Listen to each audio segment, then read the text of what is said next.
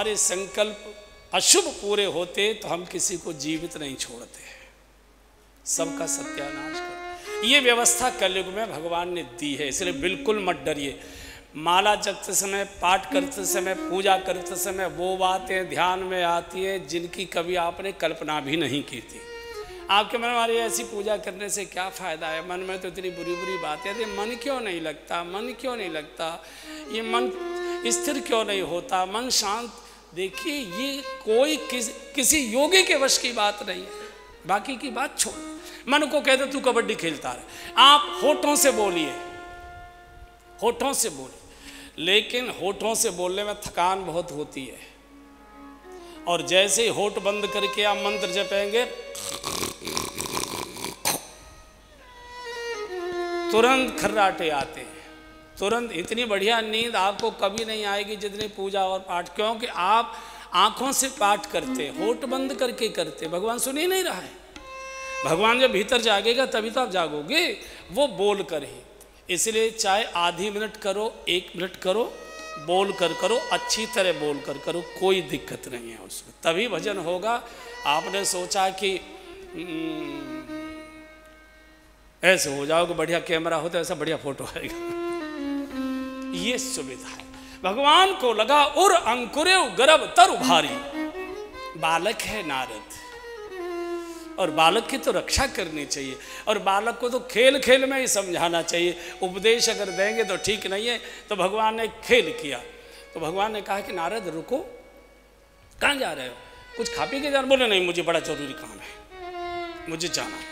सोचा कि यहाँ बैठा बैठा क्या करूँगा समुद्र में, अरे 2-4 जगह सम्मान समारोह में जाना है, लोगों ने छब्बा के रखे हुए हैं शीशे में, मढ़वा के, वहाँ जय जयकार पत्रकार मिलेंगे, ये मिलेगा, यहाँ क्या करेंगे बैठे बैठे। चल दिए। भगवान ने लीला की, रास्ते में एक बहुत सुंदर नगर की रचना कर दी, और वहाँ का राजा शीलनिधि। आप देखिए भगवान की कृपा देखो भक्त के ऊपर। करुणानिधि को छोड़कर आए तो भगवान चाहते हैं शीलनिधि के पास जाए ताकि बच जाए, ताकि बच जाए। करुणानिधि को छोड़ा, प्रभु ने कहा कोई बात नहीं, मुझे छोड़ दिया, शीलनिधि के भी पास रहेगा तो भी तेरी ये फजीयत बच जाएगी। तो इतना सुंदर नगर, ये कौन सा नगर, इसी रास्ते से गए थे नारद जी। चूंकि उस समय कामांध थे, कुछ दिखाई नहीं दिया, तो किसी ने कहा ये शीलनिधि राजा का नगर है, इतने बड़े बड़े मंडप, पंडाल, रोशनियाँ, झंडियाँ, ये तोरण द्वार, ये क्या है। बोले शीलनिधि राजा की एक बिटिया है इकलौती, विश्व मोहिनी उसका नाम है। मोहन को छोड़कर आ रहे हैं, मोहिनी के पास जाएंगे, अब नहीं मरेंगे तो क्या होगा। और जैसे ही विश्व मोहिनी, और कई विश्व मोहिनी तो भीतर बैठी ही थी, नृत्यांगनाएं भीतर बैठी थी, एकदम कुलकुलाहट हो गई सारे शरीर के अंदर, और चले। नारद जी पहुंचे, शीलनिधि राजा के सेवकों ने कहा कि नारद मुनि, मेरी बिटिया के विवाह के समय, अरे इतना बड़ा सौभाग्य, इतने बड़े ऋषि का आशीर्वाद मेरी बिटिया को। स्वागत किया, आइए महाराज, बड़ी कृपा की, आसन पर बिठाया। बोले ऋषिवर, मेरी बिटिया है, बहुत लाड़ प्यार से पाली है, आज उसका स्वयंवर है, आज आपका शुभागमन, उसको आशीर्वाद मिलेगा। बिटिया को बुलाना भाई, एक बार बाबा उसको आशीर्वाद। और जैसे बेटी आई तो चौपाई वो देखिए दोहा क्या लिखा है गोस्वामी जी ने, कि कमाल के आन दिखाई नारद और भूपति राजकुमार, कहाओ सुता के दोष गुण, अरे सब यही हृदय विचार। शब्द देखिए आप बहुत ध्यान से। बेटी आई है, बेटी प्रणाम करो, आशीर्वाद देंगे बाबा जी। क्या कह रहे बाबा, इसको देखो जरा, आन दिखाई नारदही। लड़की किसको दिखाई जाती है भाई, है? लड़की किसको दिखाई जाती है? अरे जिसके साथ शादी होनी होती है, कहते ना आज बेटी को देखने आ रहे हैं, आज बेटी को दिखाने जा रहा है, वहाँ जा रहा होटल में, वो लड़के वाले आ रहे हैं, क्योंकि शादी के लिए पागल है ना, शादी के लिए पागल है। तू तो यार पागल मत रहे, ठीक रहे, चल ठीक है। आन दिखाई नारे दही, और जैसे ही बिटिया आई तो नारद जी ने हाथ तो ले लिया कि बाबा इसके हाथ की रेखाएं देखो, इसका सुख दुख भाग्य भविष्य इसका जरा देखो। प्राणनाथ जी हाँ वहाँ रहे होंगे आप जरूर उस समय, हाँ, लेकिन वो तो हाथ नहीं देख रहे, क्या देख रहे? देखी रूप मुनि गिरती बिसारी,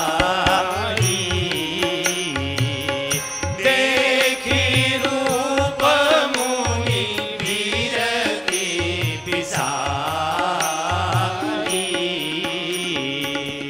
बड़ी बारे लगी रहे निहारी, बड़ी बारे लगी रहे निहारी, लक्षण तासु विलोकी भुलाने, लक्षण तासु विलोकी भुलाने, हृदय हर्ष नहीं प्रकट बखाने, हृदय हर्ष नहीं प्रकट बखाने, देखी रूप मुनि गिरती बिसारी, देखी रूप मुनि गिरती बिसारी, बड़ी बारी लगी रहे निहारी, बड़ी बारी लगी रहे निहारी। कामना तो भीतर बैठी थी, कामनी का हाथ हाथ में आ गया।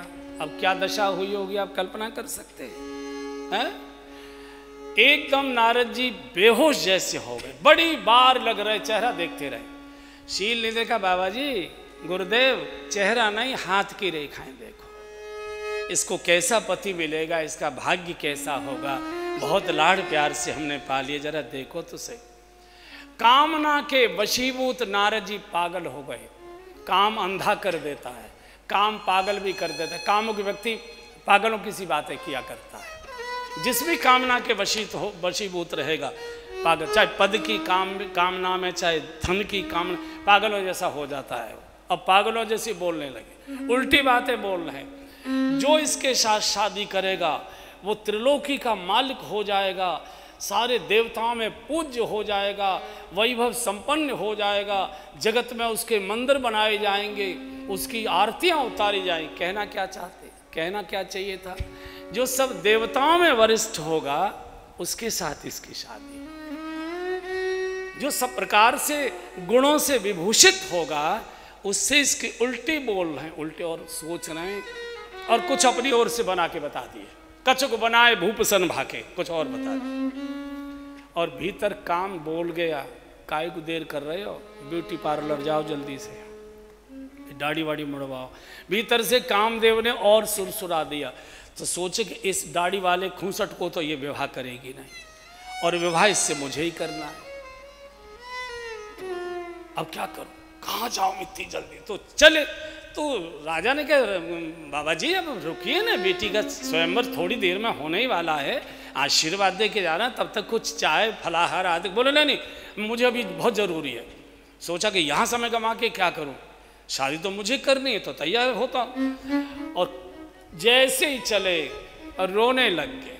करो जाई सोई जतन विचारी, करो जाई सोई जतन विचारी, जेहि प्रकार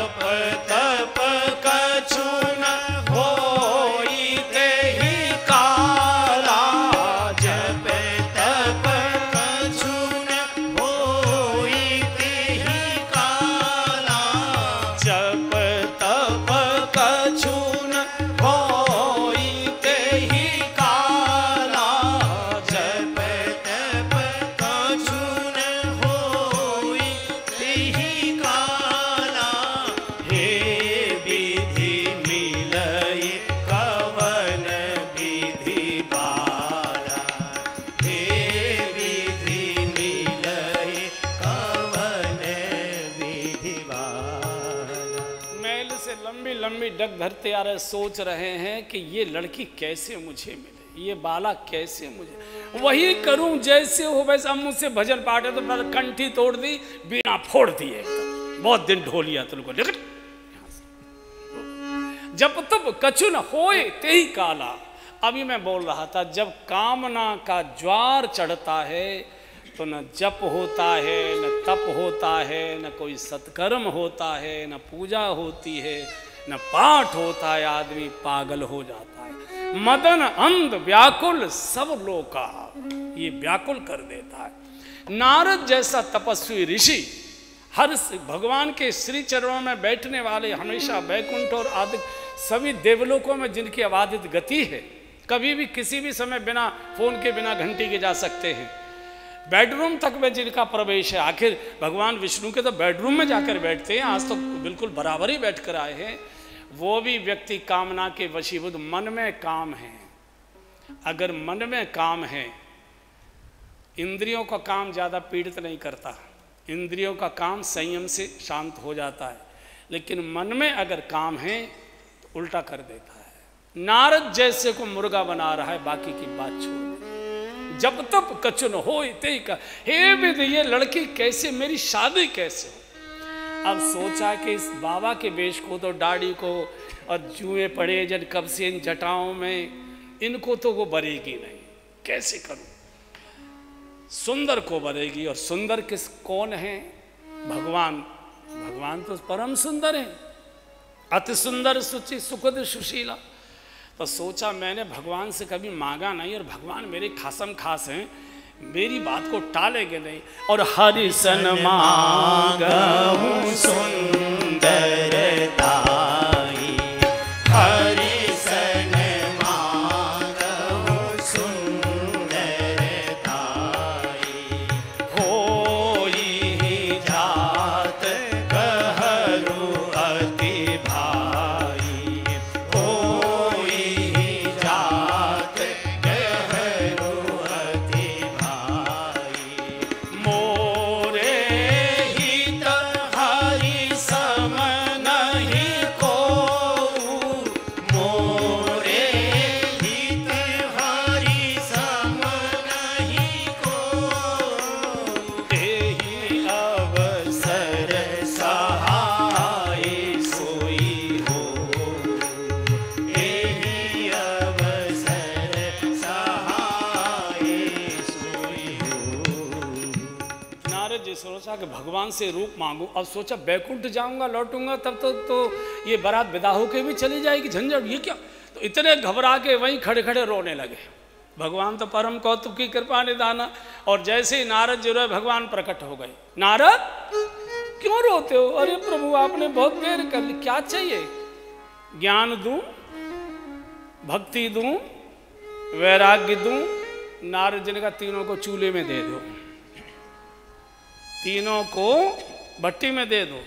क्या चाहिए? बोले आपन रूप देव प्रभु मोहि, आप अपना रूप दीजिए। क्या करोगे? बोले आन भात नहीं पावो ओही, वो लड़की और किसी रूप से मुझे मिलेगी नहीं। भगवान ने कहा नारद पागल हो रहे हो? तुझे मालूम है? जरा दुनिया के लोगों से पूछो कैसे मटक के गधे पर बैठ कर गए, जिंदगी भर रोते हैं। मैं खुद रो रहा हूँ। भगवान ने कहा मैं खुद रो रहा हूँ। किसी से पूछो ना, शादी वाले से बताएगा। ये मुस्कुराहटें तो सब ऊपर की होती है, भीतर की देखो ना भट्टी कैसी भभक रही होती है।